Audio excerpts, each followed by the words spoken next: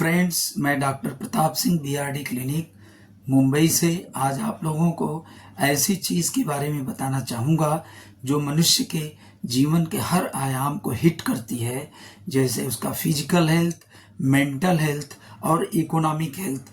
और वह और कुछ नहीं है बल्कि शराब है या मदिरा है या अल्कोहल है। फ्रेंड्स, अब आप जानना चाहेंगे कि मदिरा पीने वाले की सही डेफिनेशन क्या है, तो मैं बताना चाहूँगा एज पर मेडिकल साइंस या as per doctors, a drinker is one. एक शराब पीने वाला असली ड्रिंकर वो है जो शराब पीने के लिए किसी भी दोस्त या अदर कंपेनियन की आवश्यकता को महसूस नहीं करता, यानी अकेले बैठकर शराब पीता है। फॉर एग्जाम्पल, अगर वो टेबल पर बैठा है तो एक तरफ व्यक्ति बैठा है और उसके सामने सिर्फ शराब की बोतल है। Only the bottle of the whiskey और बियर और rum is the companion of that gentleman. इसका मतलब कि वही रियल ड्रिंकर हैं। इसके बाद मैं बताना चाहूँगा कि हमारे क्लिनिक के अंदर कुछ इस तरह की परिस्थितियाँ उत्पन्न हुई जिससे प्रभावित होकर मुझे एक किताब लिखना पड़ा, यह कैसी मधुशाला, ताकि इसके द्वारा मैं लोगों को शराब से दूर रख सकूं। अब आपके मन में सवाल उठेगा कि मुझे इसकी प्रेरणा कब और कैसे मिली, तो ध्यान से सुनिए।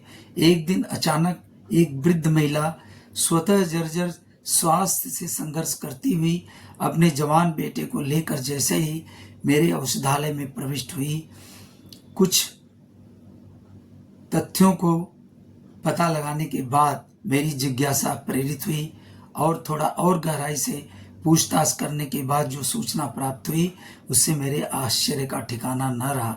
ज्ञात हुआ कि वह नवयुवक व्यक्ति जो अत्यंत आकर्षित व्यक्तित्व का धनी था, शराब की नशे की लत में कुछ इस प्रकार प्रभावित हो चुका है जिससे मुक्त हो पाना यदि उसके लिए असंभव नहीं तो कठिन अवश्य है। दोस्तों, मदिरा उसके मस्तिष्क में कुछ इस तरह का उन्माद उत्पन्न कर देती है जिससे उसका सही गलत, उचित अनुचित तथा धर्म और अधर्म के बीच अंतर समझने की क्षमता और अपने पड़ोसी तथा देश के प्रति कर्तव्य परायणता का बोध ही धीरे धीरे क्षीण होने की दिशा में अग्रसर होने लगता है।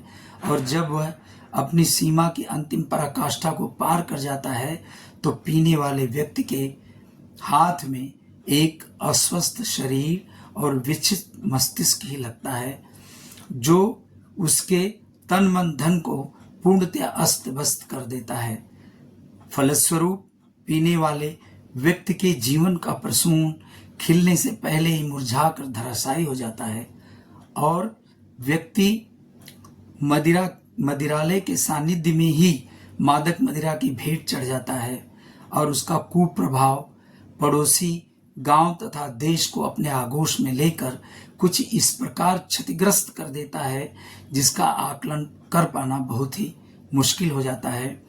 इन परिस्थितियों में रहने वाले किसी भी व्यक्ति के हृदयांगन में यदि तिल मात्र भी संवेदना का संचार शेष है तो उसके हृदय को द्रवित होने से भला कौन रोक सकता है।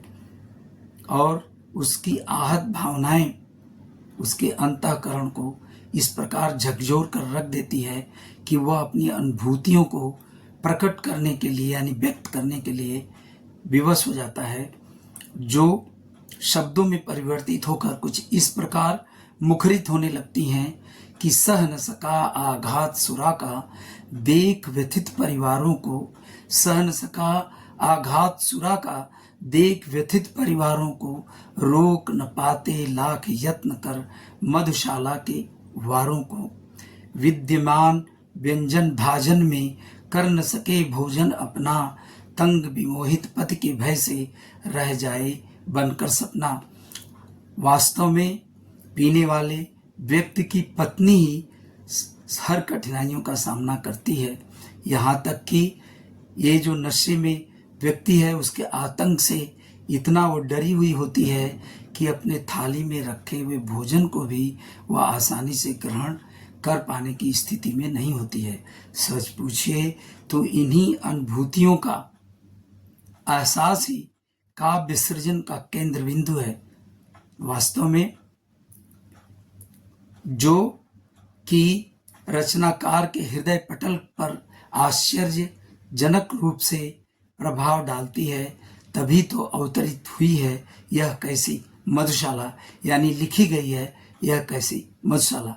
मेरे इन वाक्यों से मुझे उम्मीद है कि आप ये समझ गए होंगे कि मुझे यह पुस्तक यह कैसी मधुशाला लिखने की प्रेरणा कब और कैसे मिली।